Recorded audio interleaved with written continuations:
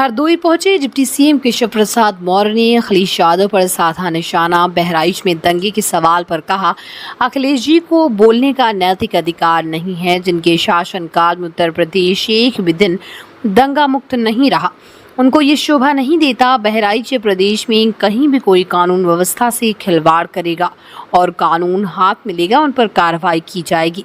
गुंडे माफियाओं और दंगाइयों पर जब कार्रवाई होती है तब अखिलेश यादव विचलित हो जाते हैं। जिस दिन माफिया दंगाई सपा का हाथ छोड़ देंगे, उस दिन सपा समाप्तवादी पार्टी बन जाएगी। भाजपा की सदस्यता अभियान पर अखिलेश यादव की जमीन कब्जाने के सवाल पर बोले कि अखिलेश जी के बारे में बार बार कह चुका हूं, गुंडे, अपराधी, माफिया, शराब माफिया, नकल माफिया, भू माफिया और जितने भी अपराधी हैं उनके सरगना हैं, सरदार हैं। वो भारतीय जनता पार्टी के बारे में जब बोलते हैं तो उन्हें अपना इतिहास और शासनकाल याद नहीं आता। जहां अपराध होता है, अपराधी पकड़े जाते हैं, उनके पीछे कहीं न कहीं समाजवादी पार्टी के किसी न किसी नेता का हाथ होता है। प्रियंका गांधी के रायबरेली में हत्या के सवाल पर बोले कि उनसे कहिए कि वायनाड में चुनाव से लड़े, रायबरेली हम लोग संभाल लेंगे। रामगोपाल यादव के बयान पर बोले कि 2014 से उनके दावे देख लिए, दावे सफल नहीं हुए। 2017 में दावा किया, सत्ता में फिर विफल हो गए। 2019 में सपा बसपा गठबंधन किए, फेल हो गए। 2022 में कहे कि 200 सीटें जीतेंगे, चारों खाने चित हो गए। 2024 में उन्होंने जनता को गुमराह किया। आरक्षण को खतरा, न गरीब को खतरा, न पिछड़ों दलितों को कोई खतरा, सबका सम्मान, सबको अधिकार मिल रहा है। ये बेचैनी इन लोगों को बढ़ती जा रही है, क्योंकि भारतीय जनता पार्टी का हरियाणा में कमल खिलने के बाद उनके झूठ की पोल खुल गई। उत्तर प्रदेश सरकार की राज्य मंत्री रजनी तिवारी के पति स्वर्गीय उपेंद्र तिवारी के 17वीं पुण्यतिथि पर श्रद्धांजलि सभा का आयोजन शाहबाद नगर पालिका क्षेत्र में किया गया, जिसमें प्रदेश सरकार के डिप्टी सीएम केशव प्रसाद मौर्य मुख्य अतिथि के तौर पर शामिल हुए। साथ में आबकारी मंत्री नितिन अग्रवाल और प्रभारी मंत्री असीम अरुण ने भी शिरकत की।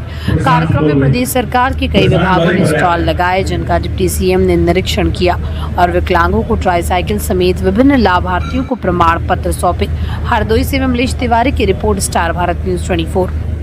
श्री अखिलेश यादव जी के पास बोलने का नैतिक अधिकार नहीं। जिनके शासन काल में उत्तर प्रदेश एक भी दिन दंगा मुक्त नहीं रहा है, दंगे के मामले में वो बोले तो शोभा नहीं देता है। बहराइच हो या प्रदेश में कहीं भी हो, कोई अराजकता करेगा, कोई कानून व्यवस्था के साथ खिलवाड़ करेगा, कोई किसी व्यक्ति पर हमला करेगा, हत्या करेगा, तो कार्रवाई या कानूनी एक पक्ष है और सरकार कानून के हिसाब से कार्रवाई के लिए एकदम तत्पर है और उत्तर प्रदेश की कानून व्यवस्था चुस्त दुरुस्त है। क्योंकि जब अपराधियों के खिलाफ, माफियाओं के खिलाफ, दंगाइयों के खिलाफ कार्रवाई होती है तो श्री अखिलेश यादव जी विचलित हो जाते हैं। क्योंकि जिस दिन गुंडे, अपराधी, माफिया, दंगाई सपा का साथ छोड़ देंगे, उसी दिन सपा समाप्तवादी पार्टी बन जाएगी। अखिलेश यादव ने कहा है कि भारतीय जनता पार्टी गुंडों और माफियाओं की पार्टी।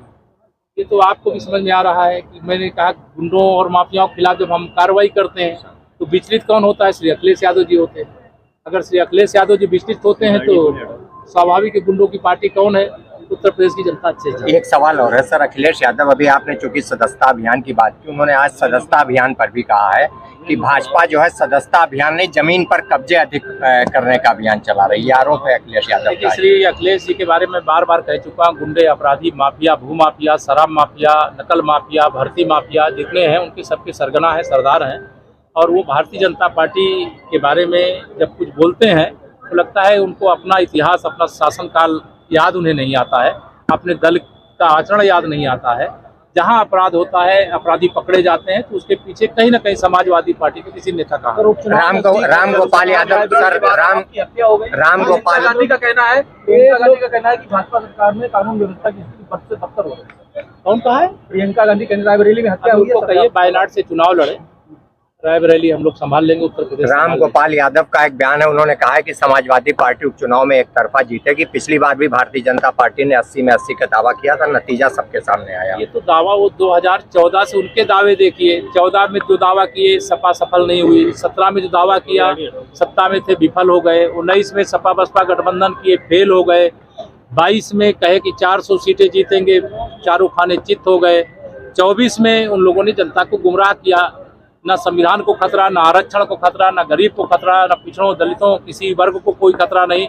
सबका सम्मान, सबको अधिकार मिल रहा है। यह बेचैनी लोगों की बढ़ती जा रही है क्योंकि भारतीय जनता पार्टी का हरियाणा में कमल खिलने के बाद इनके झूठ की पोल खुल